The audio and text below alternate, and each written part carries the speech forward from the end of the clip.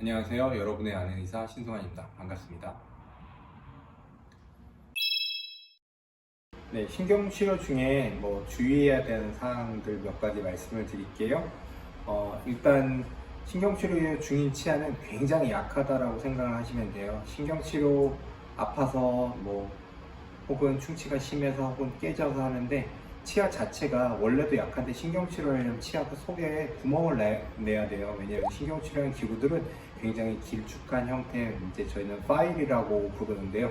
그런 길쭉한 형태의 기구를 이용해서 좁은 신경관을 치료하는 게 신경치료예요. 근데 그게 접근이 되려면 어쩔 수 없이 치아에 구멍이 나게 되는데, 이 구멍이 난 것 자체가 그 구멍 안으로 뭐가 들어가서 잘못 씻게 되면 치아가 굉장히 약해서 부서질 수밖에 없겠죠. 그래서 중간에는 저희가 신경치료 할 때는 구멍을 내지만 신경치료 끝나고 중간에는 임시제로로 봉해 놓는데, 이 임시제로가 붙는데 좀 대체로 시간이 30분에서 1시간 정도 걸려요. 근데 좀 성격 급하신 분들이 치료 마치고 나가서 바로 밥을 먹는다고 막 먹으면 약간 진흙 같은 재질이라서 이게 씻겨져 나가요.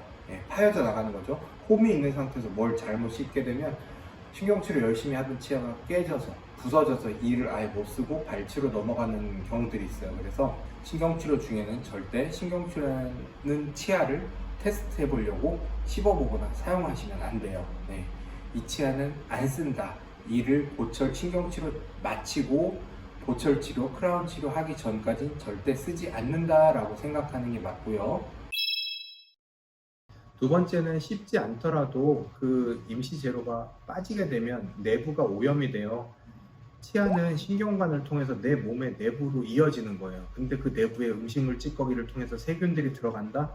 그러면 안에서 곪거나 다시 아파지고, 혹은 신경치료를 열심히 해놔도 잘 안 낫고 골마버리는 염증이 생기는 경우들이 많이 생겨요. 그래서 임시 재료는 빠졌다 그러면 꼭 다시 한번 메우시는 게 좋고요. 이런 불편감을 없애려면 그쪽으로 식사하지 않는 것, 치과에 와서 치료하고 나면 1시간 이후에 뭔가 드시는 거 하셔야 되고요. 신경치료라는 것 자체가 이제 치아 속을 파내기 때문에 원래 치아보다는 치아가 약해져요. 우리 살아있는 나무를 생각하면 되는데, 나무가 원래 살아있을 때 굉장히 질기죠.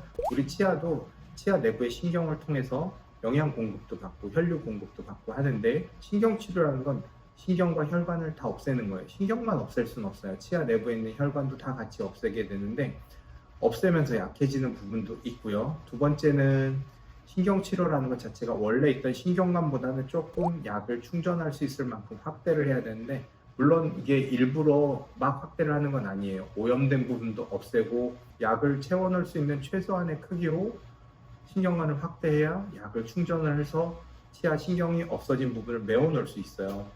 근데 이런 과정을 통해서 치아의 내부를 삭제를 하다 보면 원래 우리 갖고 있던 두께의 뿌리에서 속이 빈 것처럼 느껴지는 거죠. 그러다 보니까 치아가 약해져요. 그래서 치아에 할 수 있는 마지막 치료라고 생각을 하시면 되는데, 신경치료 해놓고 몇 년간 잘 쓰다 갑자기 아파진다라고 하면 대체로 약해진 치아가 뿌리가 부러지거나 이런 경우들이 있어요. 그래서 신경치료한 치아는 아팠다가 이제 안 아프니까 다시 센 거를 잘 씹어야지 이렇게 생각하시면 안 돼요. 치아를 쓸 수 있는 마지막 치료를 했기 때문에 더욱더 조심하고 보호해서 사용을 한다, 이렇게 생각을 해주셔야 돼요.